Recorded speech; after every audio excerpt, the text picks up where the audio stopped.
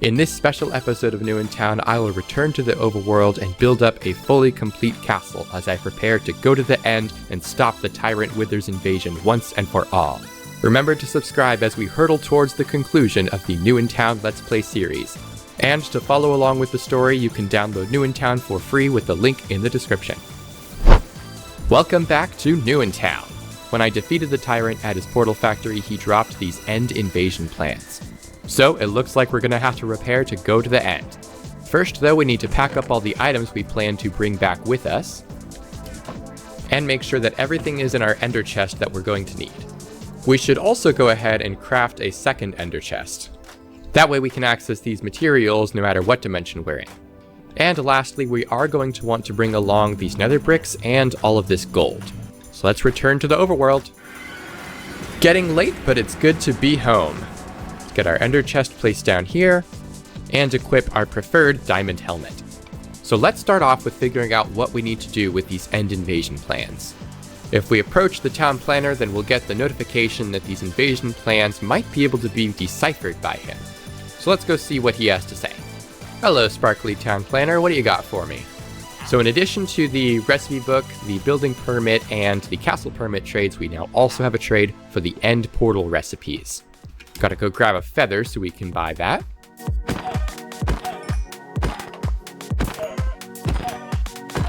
Three should be plenty. And let's see here.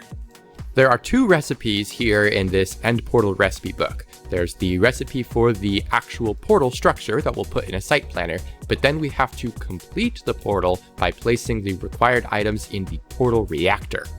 This is a fairly expensive structure, and we're going to have to do a little bit of work to build up to it. The reason for that is the war strategist back in the Nether can actually sell us Eyes of Ender, but it's 16 gold each, and we need quite a few more Eyes of Ender than we currently have. So in order to help us afford that, our main project this episode is going to be building a castle. The castle is a really fun structure to put together. First, we have to build 6 castle frames, and then we will upgrade those into the completed castle wings.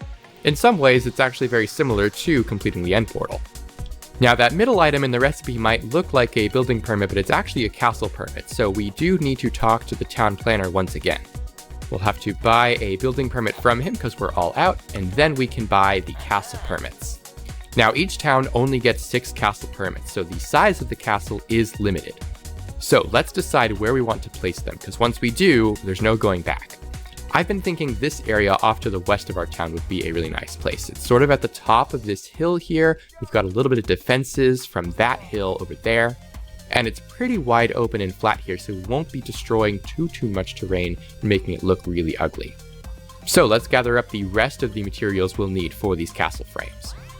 We're gonna need 6 stacks of logs from our resource silo, and we need 6 crafting tables. We also need a total of 36 gold, so we do need to grab a little bit more from our ender chest. So my thinking is we'll sort of build the frames in a little bit of an arc around the side to the wizard tower here. And then this plot right here is where we'll end up putting the end portal. So it'll be kind of nested right in the courtyard of our castle. So we'll go ahead and start right here. And with the first castle frame also comes the squire. He's going to trade us the recipe book so that we can upgrade these castle frames into completed castle wings. Let's get the rest of our frames placed first.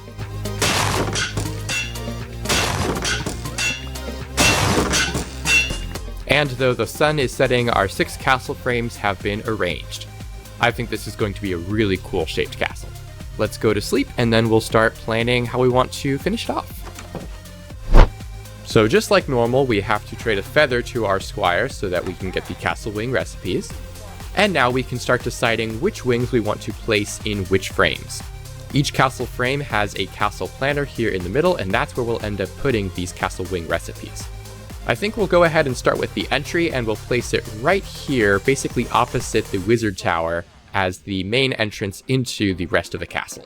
This particular recipe isn't too expensive. We should already have, yes, all of the wool that we need. And of course we have still plenty of stone and logs left. So let's come over to our castle planner, get the 4 gold in there, and right click. And here is our castle entry. So inside we have a very nice interior, a little bit of a grand staircase coming up to a bit of a balcony up here where we can overlook part of our town as well as the two other sides of our castle. And outside we get this very cool kind of almost gate-like look. I think it looks really, really nice. All of the castle pieces received a major makeover not too long ago, and I'm really happy with how these designs turned out. And as you can see, we already have hallways going over into the other unfinished castle frames. So for now, we can access it from here. But once these castle frames are finished, these will probably be closed off and the entry will be the only way into the castle. The next wing I think we'll work on is the throne room, and that's going to be right over here to the north of our entrance. The main expense of this recipe is the red wool, and that's why we've been maintaining our sheep population in the pasture over there. Unfortunately, all of our sheep are currently white, so we'll need to get some flowers so that we can dye them. But that's fine because we're actually going to need the red flowers for another recipe later on.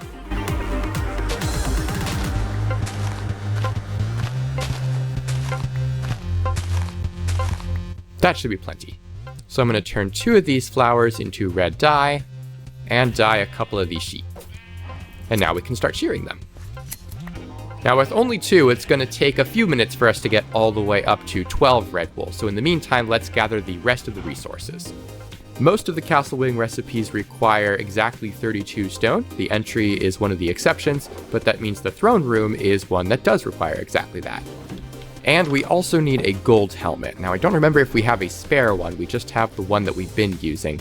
It is starting to break though, so I do wonder if it'd be worth getting rid of. But I think I will go ahead and just craft a new one. And we do need a bit more gold, so I'll take a few of these gold blocks. And let's see how those sheep are doing. Looks like they still haven't regrown. Oh, there's one over there.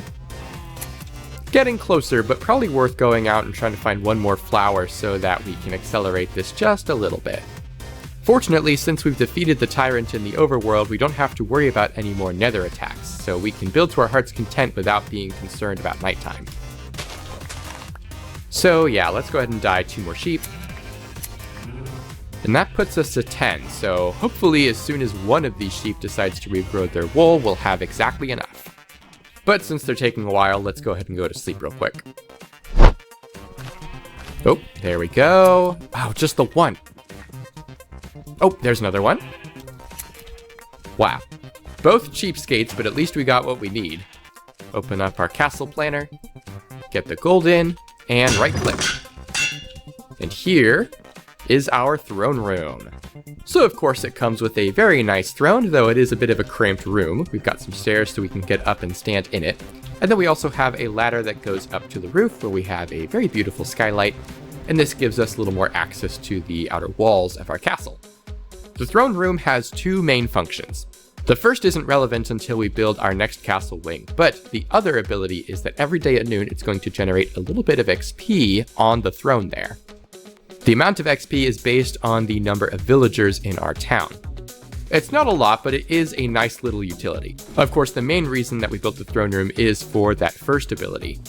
The next castle wing we're going to build is the Treasury, and this collects taxes every day at noon from all of our villagers. But if you have a throne room, the amount of taxes that it collects is doubled. This is the main reason that we want to build a castle at all, because this will provide an even better supply of gold than our nether fortress will.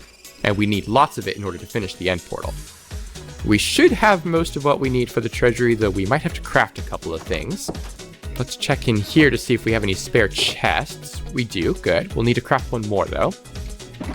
And then we'll need some iron so that we can make a hopper.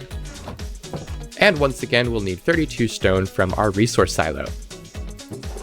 So let's head back to our castle planner and build the treasury. This is also going to happen to be the room that the squire will live in from now on. Get the gold in and build the treasury. Every day at noon, the taxes of gold ingots from our citizens will be deposited in this chest here. At some point, we're going to find a way to exploit this, but we shouldn't need to do that now, and I don't think we have the resources immediately available anyway. But now that we have that going, we can work on finishing the rest of our castle. We also haven't taken a look at the outside for a little while, so let's see how that's going. The outside of the throne room looks very nice, a little bit understated, but we've got some very cool red banners up top. And the outside of the treasury is a little bit more reinforced. It almost looks like a keep of sorts. So since the guard tower is over there, basically on the opposite side of the town, I think the next castle wing we're going to build is the castle tower. This structure is basically identical in behavior to the guard tower, it's just more integrated with the castle itself. Need a couple of logs from our resource silo in addition to the stone, and we'll need a bow. And I don't remember if we have an extra one. We do, and it's only enchanted with power 1, which isn't great. Actually, we'll go ahead and swap bows. At some point, we'll craft another one and enchant it in the wizard tower, but for now, this'll do. So I think we'll build the castle tower basically on the fully opposite side of the town from our guard tower, or as far away as we can anyway. Oh, sounds like there's a zombie underneath the castle. This one only needs 6 gold. And here is the castle tower. So inside we have this stained glass block, which is supposed to be a sort of palantir. Obviously it's not functional, it's purely decorative, but we also have some stairs that go up to a ladder that then allow us to go up to the top of the guard tower. Now the castle tower doesn't actually let you get up and stand on the ramparts like the guard tower does. It's a little bit more secure than that. So let's head back down to ground level and start planning for the next castle wing. Oh, hello cow. I guess you live here now. We have 2 frames left and 3 possible recipes to choose from. This is the main conceit of the castle only allowing you to have 6 castle frames. You have to make a choice of which castle wings you do or don't want. But I know for sure that the next castle wing that I want to build is the library. Besides the treasury, the library is probably the most powerful castle wing structure, and also the most expensive. Just like the wizard tower, we're going to need 8 bookshelves, which means we will need to trade with our butcher and check on our sugarcane farm. We also need to craft up some lanterns, so let's check out our iron supply. We are starting to get a little low on iron, so we may at some point need to pay a visit back to another fortress so we can grab some from the magical farm. Let's visit the butcher first to get the leather that we need. Hello, sir. I need 24 leather, please. Thank you. And the sugarcane farm is looking to be in great shape. Ooh, I'm not sure 56 is enough though. I think we need a little bit more than a stack. And while we're here, we actually haven't checked on the drill yield in a while. I'm not doing too bad. Quite a lot of coal, which is nice. Oh, we actually have some iron here, so we don't even need to go back to the nether. Let's go get our deep slate golem to smelt these ores up for us. Hey, buddy. Here's some iron for ya. Thank you. Get you some gold. And just a little bit of copper. Awesome. So let's see. We'll craft all this into paper and then all of those into books, and that's not enough. We do need more sugarcane. Well, I do see some natural sugarcane over there, and there's probably some others around this lake and river that we just haven't paid much attention to. So let's go grab that, and hopefully that'll give us enough. That's enough for 2 more books. I do see some more over there. It's a little over there, and also it looks like a sunflower plains, which is pretty cool. Ooh, and a cherry blossom biome. Awesome. We don't really have any need for cherry blossoms, but I just think they're so cool. Let's grab this sugar cane. Okay, well, let's head back this way and see. Even if we don't have enough, our sugarcane farm may have grown some. No, it didn't really. Well, let's see how we're doing. Perfect.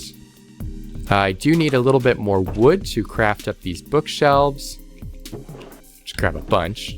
And let's see here. There we go. Suppose I probably should plant this sugarcane so that if we do need more bookshelves again, we potentially have the chance to get a little bit more. Okay, let's go build the castle library. We'll go ahead and build it right here beside the castle tower.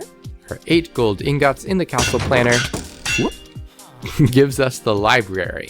So the interior just looks nice and cozy. We've got some pretty cool archways coming into this library with these fancy bookshelves, and there's even more books way, way up there. But the main reason that we built this structure is for the royal librarian. So starting off, he has a trade for books, which is nice. We don't have to worry about getting leather and sugarcane again. And he can also buy enchanted books similar to the wizard in the wizard tower. But what really makes him special is the other 3 trades. Right now he's selling protection 1 for 12 gold, looting 1 for 15, or unbreaking 2 for 23 gold. Not super impressive, but every day at noon he's going to change those trades. The enchanted books will change, but the prices will stay the same. So this is potentially an even better way of getting the enchantments that you want than using the enchanting table. The best part is he has a chance to sell mending books. So as soon as we get one book for mending, we can trade for as many basically as possible in the hopes that we are able to then enchant all of our important armor and tools. But of course we have to get lucky to have that show up, and we have to have enough gold for it. So another use case for the treasury. Let's go to sleep, and then we can plan on building the last castle wing. The two recipes that we have left are the courtyard and the stable.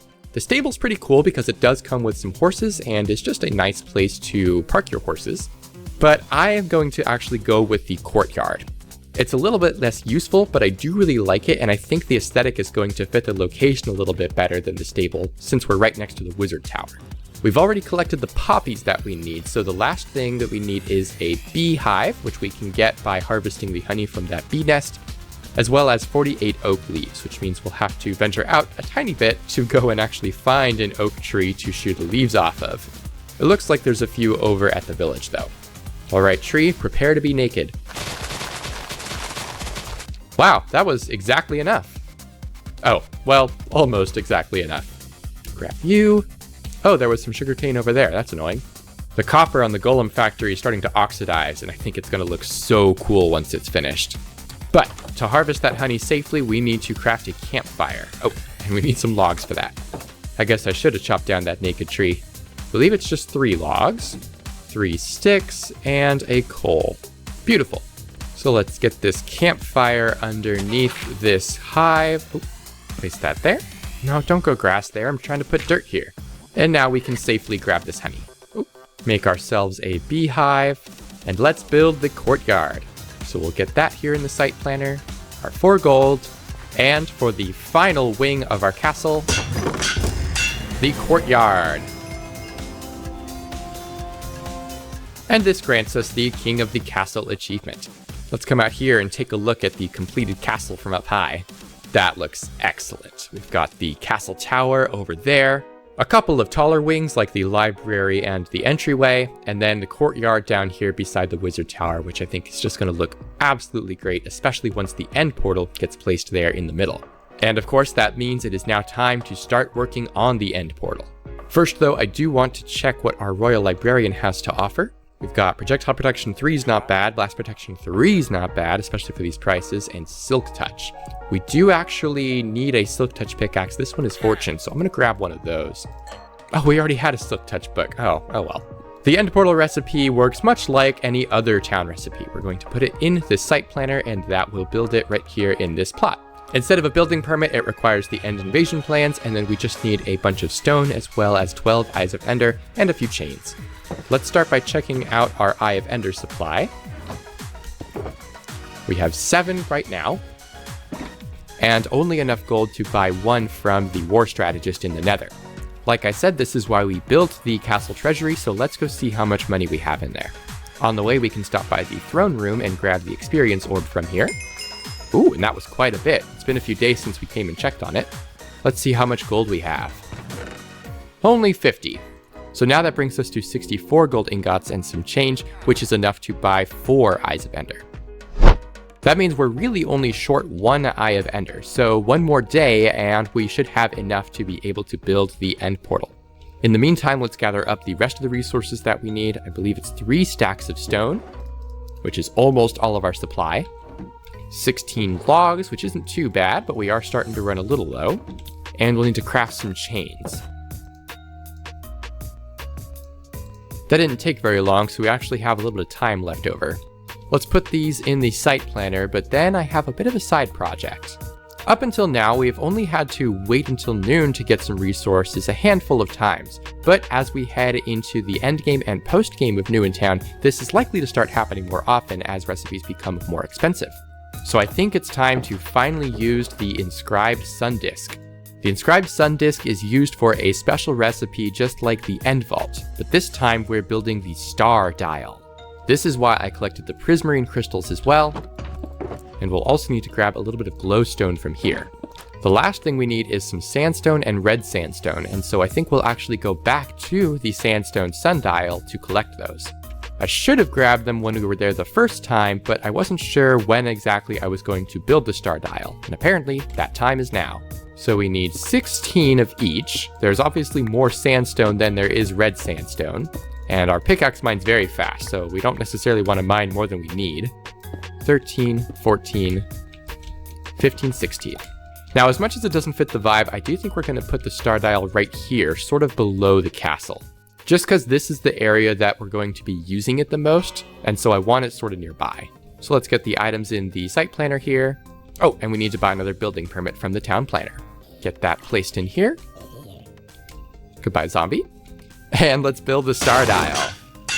So this temple-like structure is, in reality, probably the strongest structure in New in Town, or at least the most exploitable. Primarily because its main purpose is to allow you to exploit all of the other structures in New in Town.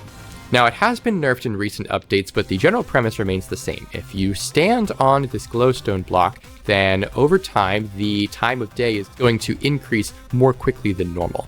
Conversely, if you stand on the sea lantern here, the time of day is going to go backwards. It's relatively slow, so you do have to stand on it for a while if you want to really abuse it, but the main purpose of using this is to basically make it noon multiple times in a single day. So let's stand on this for a little while.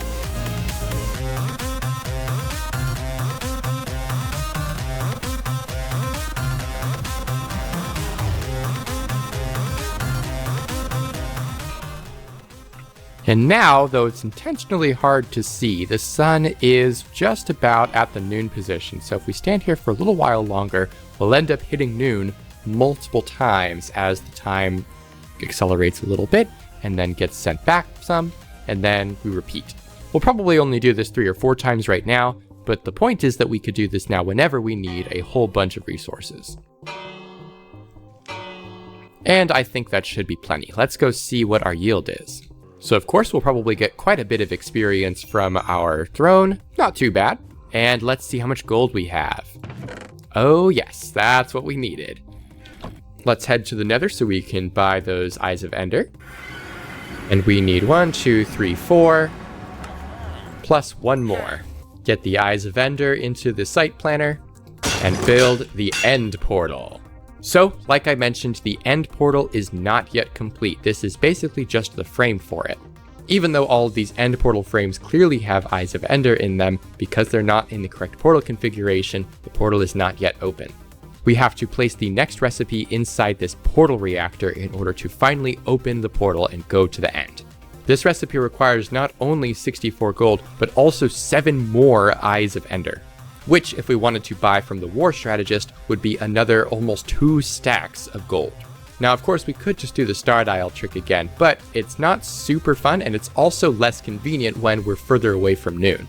The smart way to do it is to wait until exactly noon normally, and then use the star dial a couple of times. So instead, let's double check and see how many ender pearls and blaze rods we have. The ender pearls should be in the purple, and the blaze rods in the red. We have 2 ender pearls, great, fantastic. We do have a lot of blaze rods. So while that does help, without a bunch of ender pearls too, it only goes so far. Let's go ahead and craft up these 2 Eyes of Ender for now at least. And while we're waiting for noon and for the treasury to generate us more gold, let's go see what the Royal Librarian has for us. Depth Strider 3 is not bad. I think that's probably actually worth getting. That way we can put that on these boots along with mending once we get that. I also think it's time to enchant a new sword. So let's go up to the Wizard Tower. Sharpness 4 I think is probably going to be better long term. Along with Sweeping Edge 3 and Unbreaking 3. I will take it. We can put the Smite 2 sword away, because I do think that's probably still going to be more useful for fighting the Tyrant if we need to face him again. But we should also probably craft another diamond pickaxe so that we can put Fortune on it. So we'll bring the Silk Touch book that we have in case it doesn't get Silk Touch. Ideally we want it to have Efficiency and Unbreaking, and then we can give it Silk Touch after the fact.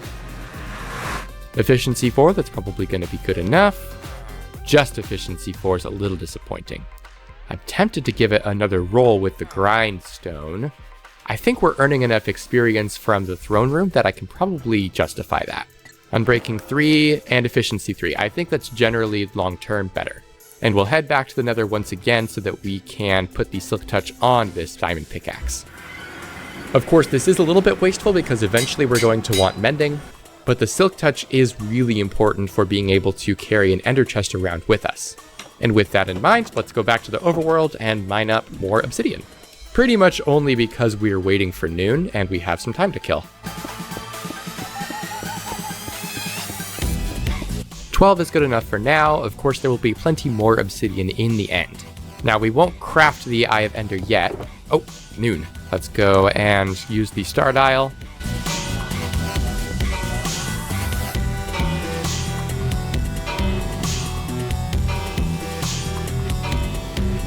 That should be enough. Let's recoup some of our XP.